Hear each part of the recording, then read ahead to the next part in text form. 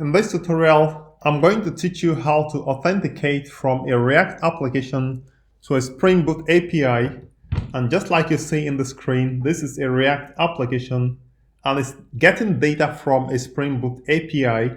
So you can see the React application right here, and you can see the URL for the Spring Boot API fetching data and displaying it in the UI, as you can see right here.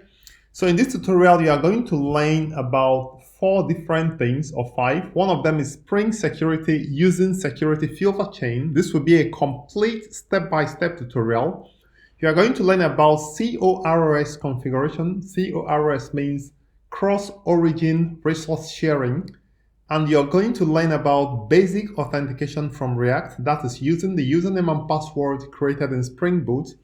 And you are going to learn about storing variables in a .env file in React, using interceptors to manage multiple requests. You are going to learn. So if you take a look at the Spring Boot, you can see that we have in the product controller, we have all this cross-origin right here, which enables you to access these resources from another location. We are going to remove it and actually use CORS configuration to manage this.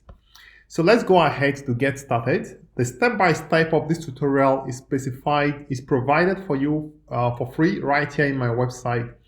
Exactly all the steps and the code snippets you need, all the step-by-step and explanation is provided right here in my website. And I'm going to give you the link to this website. In the description box of this video, you can see the link to my website here. You can follow the steps. And actually, these steps is exactly the steps I'm going to follow to complete this tutorial. So if this has been informative, please subscribe to my channel so that you don't miss an update from me. So we have 2 applications. The first one is this React UI. You can also find the link to the completed application in GitHub repository. And the other application is the Spring Boot application, which is called the product app. This is the API application, and you can also find the link to the complete code on GitHub. So let's go ahead to get started right from the first step. Okay, so the first thing we want to do, first you need to make sure that your API is working perfectly, no security, no authentication required, and you also need to make sure your React application is working perfectly and it connects to the Spring Boot API. The tutorial for these 2 applications, they are already provided in subsequent videos. Just look at the description box. I'm going to provide a link to this tutorial for creating this React product application and also the Spring Boot application. I already made the tutorial previously. So just check the link and you can actually stop this video or pause the video, watch all those, set up this application, and then you come back to configure authentication.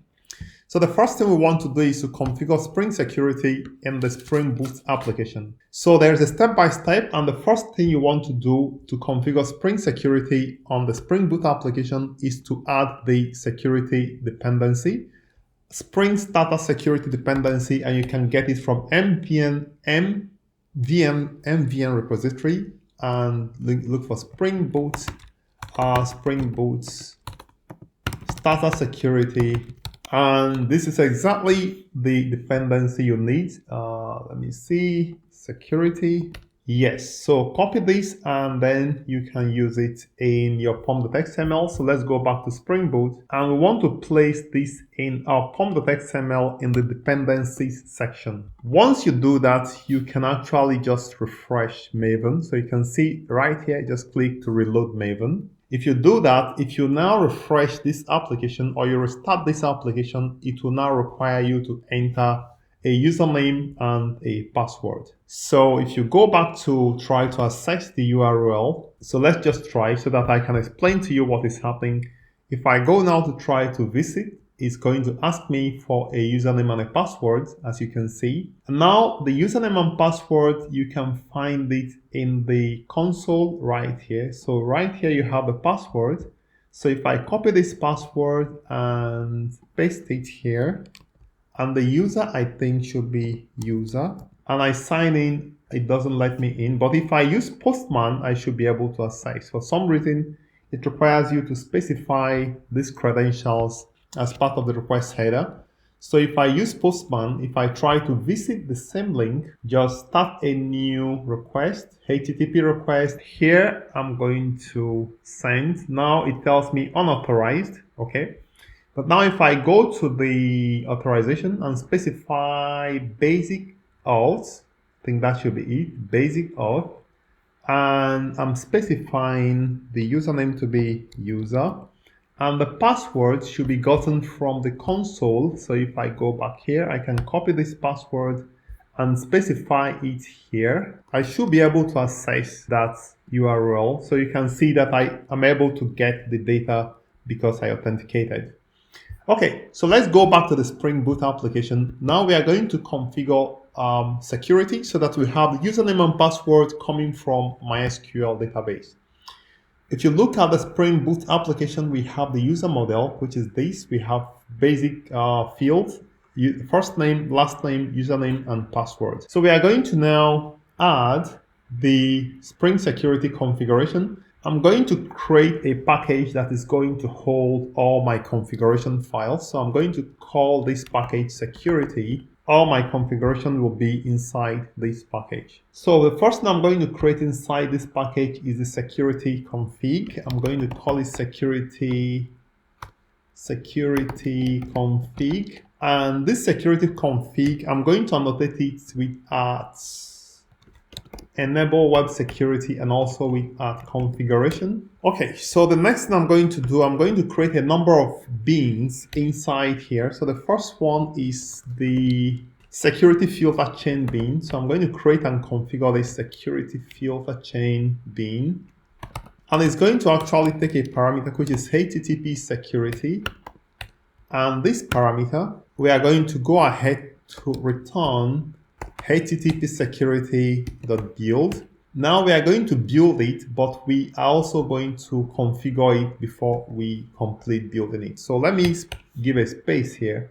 So what we are going to first do, we are going to turn off CSRF because this is implicitly enabled when you are working with React applications. So I'm going to just say CSRF. It's going to be CSRF.disable, and I'm going to just use the lambda with method reference. Now we are going to authorize a few endpoints. So I'm going to say authorize HTTP request, and I'm going to use the parameter auth, and it's going to be auth.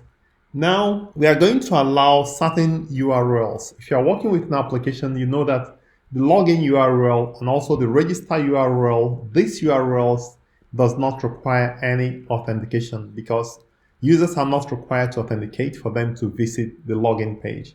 So I'm going to use a request matcher to the /login, and I'm going to just permit everything without authentication. And the same thing for /register. I'm going to permit everything without authentication, and every other thing will need to be required to be authenticated. Okay, so we want to use HTTP basic authentication, and that is HTTP basic authentication. That's about the username and password. Subsequently, we are going to be using, I'm going to teach you how to use JWT as well. So we are going to use customizer.with defaults, and then we are going to end it with build. So this is the first step. You configure the security filter chain. The next thing we want to do is to create an authentication provider. So authentication provider provides the actual authentication using a number of classes that has been provided by Spring Security. So we're going to create the bean. So it's going to be public authentication provider and authentication provider, and we are going to use a DAO authentication provider, which is actually a provider that uses credentials stored in a database. So it's going to be new DAO authentication provider. We need a number of things. Of course, we are going to return this provider, but we need to set the UserDetailsService, the service that manages the user information which comes from the database. We also need the password encoder. So I'm going to create these two beans. So first, I'm going to create the password encoder bean. We're going to be using bcrypt password encoder. public bcrypt password, no, not you, bcrypt password encoder, and we are going to return new bcrypt password encoder. And we also need another bin. This bin actually exists, so we are going to just auto wire it into this class. So it's going to be private UserDetailsService. So these two bins are required by the authentication provider. So I'm going to specify them here. So it's going to be provider.set UserDetailsService, which is the bin we just created. And we're also going to give it the password encoder. So I'm going to say set password encoder bcrypt password encoder bin we just created. So at this point, we complete the first part of this security configuration. Now we do need to go ahead to implement the UserDetails service. So I'm going to say new Java class. I'm going to create a class that implements the UserDetails service, so that we already have Spring Security provides us with UserDetails service with all the necessary methods. We simply need to implement it. Let me call it my UserDetails service. Okay. So this is going to implement UserDetails service, and of course it's going to be a service. Now we are going to implement a single method called loadUserByUsername. LoadUserByUsername is going to load the username from the user repository.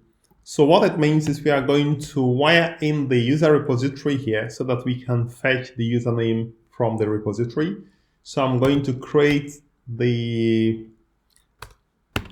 do a constructor injection. So I'm going to do private final user repository, and I'm going to create the constructor parameter. Now what I'm going to do is to fetch the user. So I'm going to say user is equal to user repository dot find by username and specify the username. Now we don't have this find by username in user repository. It's going to be user repository that find by username. So I'm going to simply create the methods right here. It's not user credentials. So let's go fix this. So let's see. So it's going to be user. It's going to be the second one. User is equal to user repository that finds by username and specify the username. And this method does not exist in the repository, so we simply create it. Okay, so let's go to continue. We have to now check if the user exists. So I'm going to say if it's not null, or if the user is null, I'm going to throw an exception if the user is null.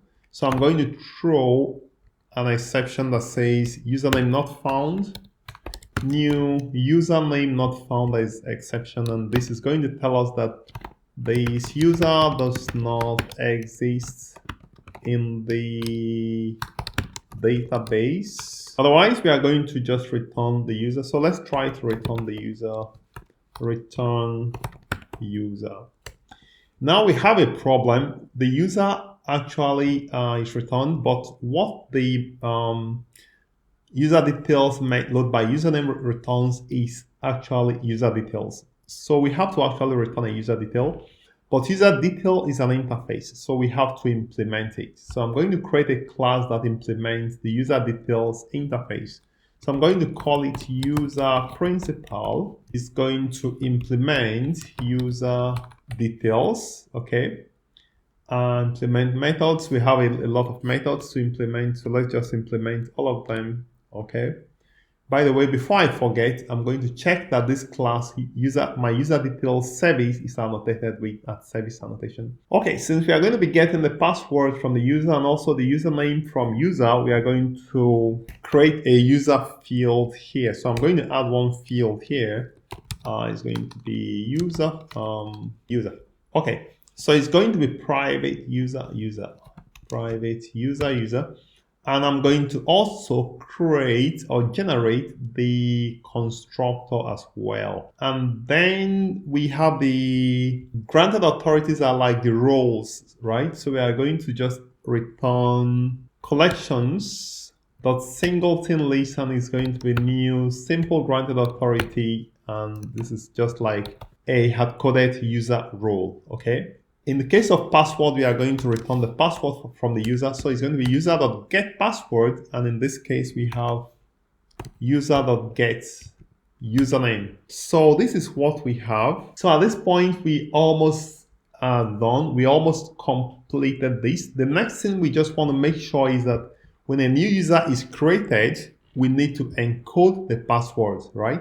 So currently, if you go to the user controller, if you look at this method, this new user method, when a new user is created by calling at the register endpoint, the user service add user is invoked, and now it simply saves this user with all the fields as plain text. But we want the password field to be saved as password instead of as plain text. So we are going to encode this password before we save the password of the user, before we save the user. And that means that we need to bring in the password encoder here. So I'm going to say private b create password encoder, b create password encoder final, so that we can add the constructor parameter. Okay, perfect. Now, before we add the user, before we save the user, we need to encode the password. So I'm going to set the password to an encoded password. So set password to an encoded one. So I'm going to call on the bcreate password to encode the password. It's going to be user.getPassword. So we encode it and then set it back, and then we save the user. At this point, we should be able to run this application and create a new user. So let's try to do that. So I'm going to just restart this application, and let's try to register a new user. And then we are going to use, what do we have? Oh, sorry. We are going to actually return the user details, which is what we have here. User principal, user, and it's going to be new. So let's run the application. We are going to now register a new user, and then we are going to use that user details we registered to try to log into the application and then access the endpoints or the resources of this application. Okay, so application started at port 8080. I'm going to Postman. Let's see if I can get across to Postman. Let's see. Okay, so I'm going to start a new request, new HTTP request, and I'm going to enter the URL. Is going to be HTTP localhost at port 8080.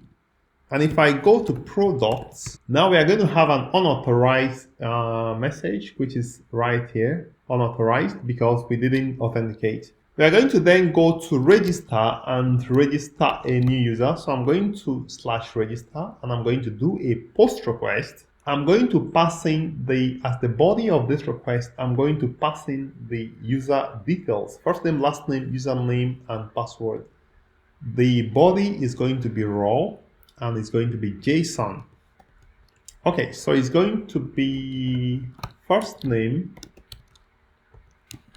and the first name is going to be Kindson, that is me, and the last name is going to be my surname, Munoye, and the username is going to be Kindson, lowercase, and the password is going to be 2424. Actually, it's going to be text 2424 because the password is actually a string. So let's just cross-check first name, last name, username, and password. Now we are making a post request and we don't need any authorization. So for authorization, we are going to simply say no authorization because, or no authentication, I mean, because this URL endpoint register does not require any authentication. Okay, so let's go ahead to send this request across, and it succeeded. 201 created, as you can see. And we have the response, and we have the password encoded right here. So if we now try to access products, for instance, products, we should be able to access it when we authenticate. For now, we are unauthorized, We are now going to specify or pass in the username and password along with this request. To do that, we are going to go to authorization and we are going to specify basic authentication. And in basic authentication, we are going to pass in the username and password. So you can see it's already there because I entered it previously. If you enter a random password or username, let's say just enter the wrong one, it returns unauthorized. Let's correct the username and then let's send this request and let's see. By the way, this should be a post request and should be a get request and not a post. Send, and we have the product coming back. So we have the product. We've been able to authenticate from Postman. Now, how do we authenticate from our React application? Let's go try to access it from React and see what we have. If we go to our React UI as before, you see that it doesn't have any data. If we try to refresh, so let's try to refresh, we have a number of errors. For instance, we have the no access allow origin header is present on the request. Okay, so the access from origin localhost 3001 has been blocked. Now, for us to allow access from this URL or from this location, we need to configure CORS in our Spring Boot application to allow that server to access. And to do that, we are going to go back to our security config and we are going to simply create one more bean. And this bean is going to be the CORS configuration source. Of course, CORS means cross-origin request sharing. By default, it is blocked. So we are going to just create a bean that configures how to allow cross-origin requests from other locations. So we are going to create CORS configuration source. CORS configuration source, and we're now going ahead to do the configuration. We're going to create one configuration, CORS configuration is equal to new CORS configuration. We're now going to specify the allowed origins. So the set allowed origins. Set allowed origins is going to be list.off. And we are going to specify the origins HTTP localhost at port 3001. I think that is the port where the React application is running. Let's just see that we don't miss anything. So the next thing is to specify the list of allowed methods. So configuration.set allowed methods is going to be list.off and specify the methods, the four methods, get, post, put, and delete. Okay, we also want to allow the React application to pass in credentials to the Spring Boot API. So I'm going to say configuration.set allow credentials to be true. And we are going to also allow header. Sorry, it's actually add allowed header. Okay.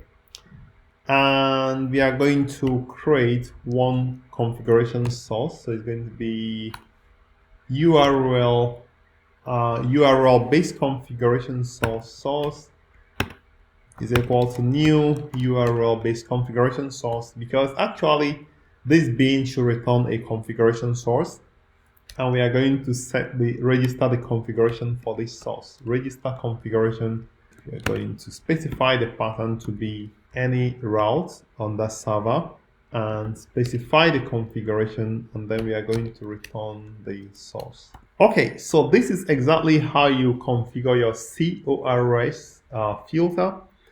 And one more thing you need to do is to simply go to make your security filter chain to recognize the CORS configuration. So you're going to say CORS is custom CORS customizer dot with default. Okay, so this is basically it. I'm going to save everything and then restart this application. And now I'm going to try to access it from React, and let's see if React is able to access. So I'm going to stop the application and just restart it again. And let's try to access it from React.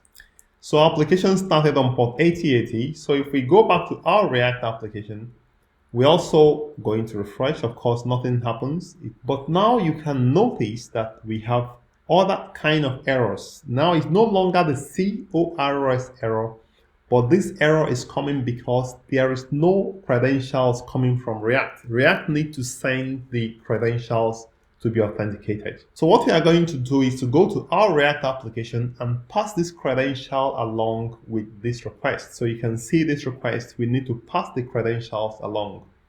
To do that, we are going to specify the headers or the objects to pass along. And actually the second parameter to the get if you are using Axios. And we are going to specify alt. It's going to be an object with username, and the username in this case is going to be kindson, and the password is going to be 2424, and we are going to simply specify this for every other request. Don't worry, we are going to later move this away from here and do it in a central, do it by configuration, but for now let's just do it this way so that you see how it works. Okay, so for this I'm specifying the username and the password, and let's do finally for this one, I'm specifying the username and the password as well. I'm going to save everything. I'm going to go ahead to stop this.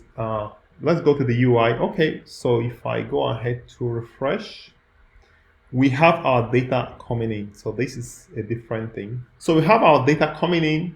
Everything is working perfectly well. Just to show you that this is actually working well. So I'm going to just change this username to the wrong username, and then I'm going to save it. And you see that if I refresh, it doesn't have any data. So this is exactly how you authenticate from React to Spring Boot.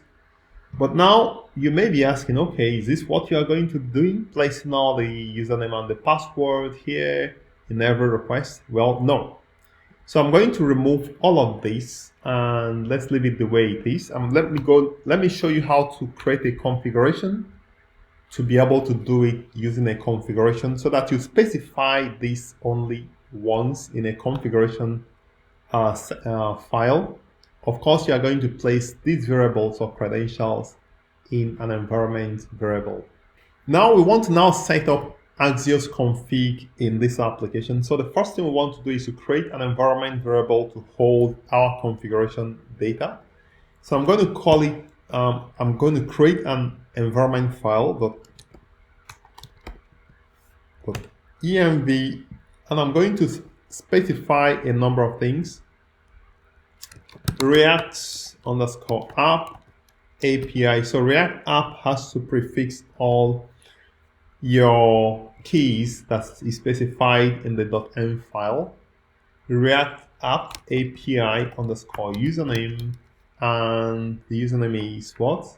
Kindson. And the next one is React app API password, and the password is 2424. Okay, so now we want to use this in all the requests that is going out from React. How do we make sure that React uses this in all the requests going out? We are going to do one more thing. We are going to create the Axios configuration. So we are going to create one more file that is going to configure how Axios makes requests. We are going to tell that configuration that all the requests that goes out from Axios will be required to provide these credentials for all the requests. So I'm going to create a file. I'm going to call it AxiosConfig.js. So in AxiosConfig.js, we are going to specify a number of things. So the first thing we want to do is to import Axios. So I'm going to say import Axios from Axios. And the next thing we want to do is to create the Axios instance that we are going to use, because we want to create an instance of Axios that contains all the request details, and then we are going to use that particular instance of Axios. Axios instance is equal to axios.create, and we are going to specify that we want some headers, and the header we may want is content type Of course, this may not be necessary because Axios automatically detects the content type. So, but let's just use it. Let's just specify it just to know that you can adjust the headers here. Now we want to tell this in this instance that it has to intercept any request and include the credentials. So I'm going to say Axios instance dot interceptors dot request dot use. Okay, and we are going to specify a number of things. Config. Okay, so in the configuration, we want to specify the username and the password, and then specify those as the authentication configuration. So const username is equal to React. If I remember what we called it, React App API username, I think that is what we called it. Const password is equal to React App API password. And then if the username and password exist, then we are going to set the auth parameters just like we did before. So I'm going to say if username and password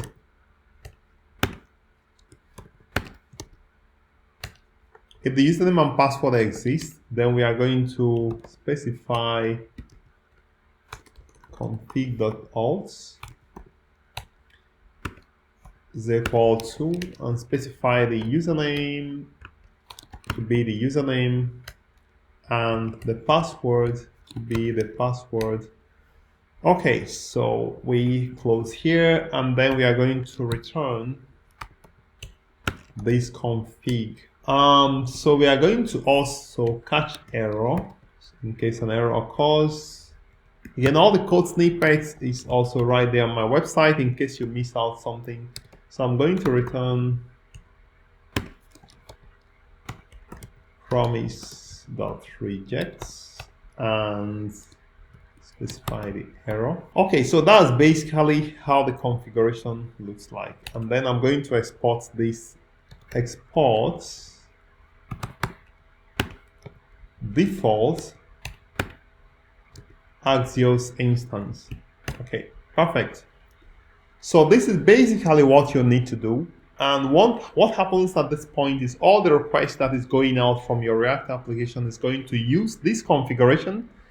All the requests from your React application is going to use this configuration and is going to apply the credentials, the headers, and any other configuration you want to provide here. Now I'm going to save everything, and instead of using Axios, just one more step, instead of using Axios here, you now use the Axios instance that we created. So I'm going to say Axios instance, the one we created, that is what we are going to be using in the effect and the effect hook. Okay, so that's basically it, and I'm going to go ahead to save, and let's go to check. So we have React App API username is not defined. Oh, sorry, I think we need to prefix it with process.env.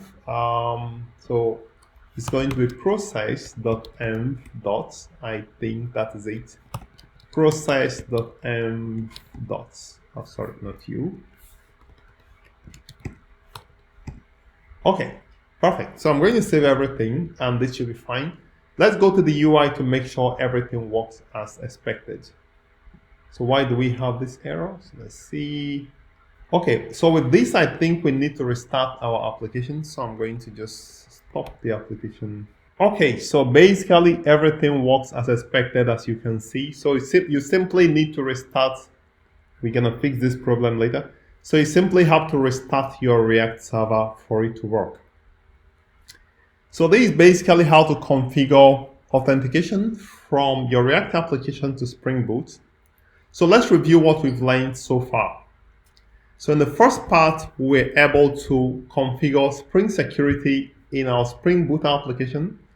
We're able to set up the security configuration, set up the security filter chain.